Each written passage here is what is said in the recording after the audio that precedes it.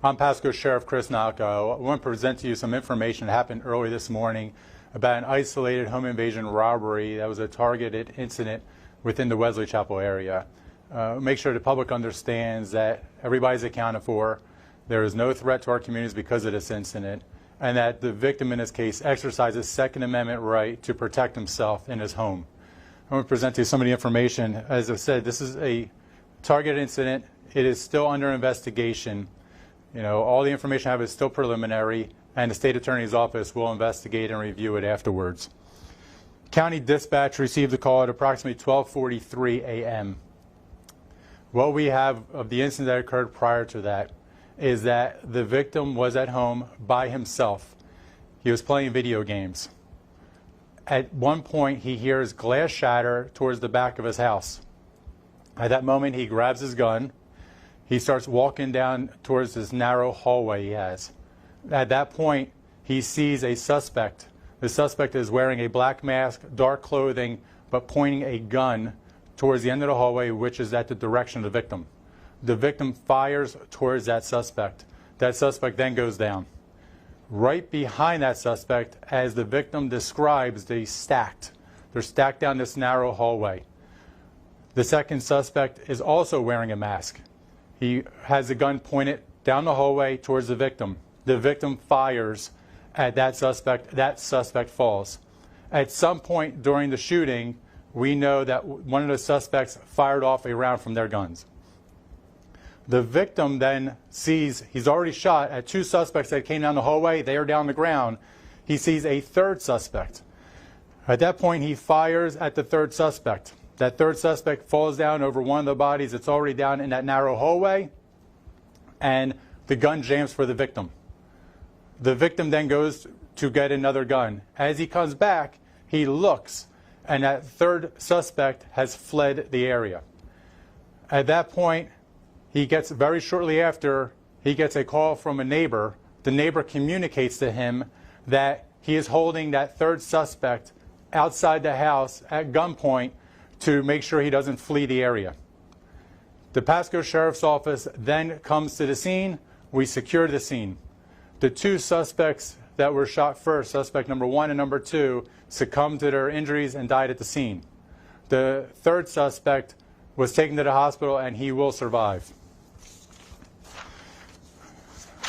This is some more of the information we have. That third suspect, his name is Jeremiah Trammell, date of birth 6/30/2001. He is currently going to be charged with 2 counts of second-degree homicide. The reason why he's being charged with 2 degrees of second-degree homicide was because of his role in the robbery where 2 people died. He is accountable for the deaths because it was during the commission of a felony that he was involved in that those 2 people died. He's also going to be charged with 1 count of home invasion robbery. He also has a previous arrest for battery and other charges. The other 2 suspects will not be identified at this time until their next of kin is notified. However, let me be very clear. These 2 individuals have very violent criminal histories, extremely violent. So this is not out of the norm, their activities to use violence. As to the victim, we asked the victim, why this may have occurred at his house, and he said he's a gun enthusiast, and on social media he posts numerous pictures of his guns and his enthusiasm for these guns. So that may be a reason why his house was targeted, why he was targeted.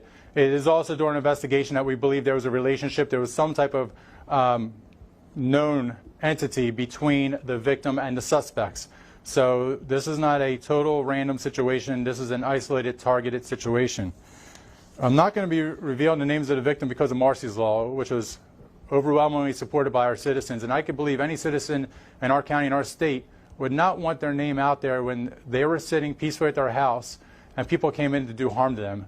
Because I can imagine in the climate that we live in today, that victim would be targeted further. So we want to make sure that victim is protected as the rights granted to him under our Constitution. The other part is this victim exercised their Second Amendment right. Second Amendment allows you to protect yourself by carrying and bearing arms. In his home, he protected himself. And that's something our citizens in Pasco County will do. And I've seen it happen before in the past. And unfortunately, I think it may have to happen in our future. As I stated before, this is all preliminary information. It's still under investigation. Our state attorney's office will investigate it. There is no threat to our community because of this isolated incident. All the people involved are accounted for. As I said, this is a sad situation when there's a loss of life. There's no doubt about it. There's violence that occurred. But for that victim who's sitting inside their house, and anybody who's watching this who imagine they're sitting inside their house and they hear a glass break, they don't have many other options. I can't imagine somebody who has children, a parent, a grandparent, who has to protect themselves. It's a sad reality of the world we live in today, but we're fortunate enough that you have the right to protect yourself in your home, and that's something that's very valuable. We will make sure we present to you any more information that we have. I'm talking to you personally because it's important that we've created a partnership between the Sheriff's Office and our community. We're in this together, we're united, and we want to make sure that you have all the information that you need to protect you and your family and to keep you informed what's happening in your community. Thank you very much.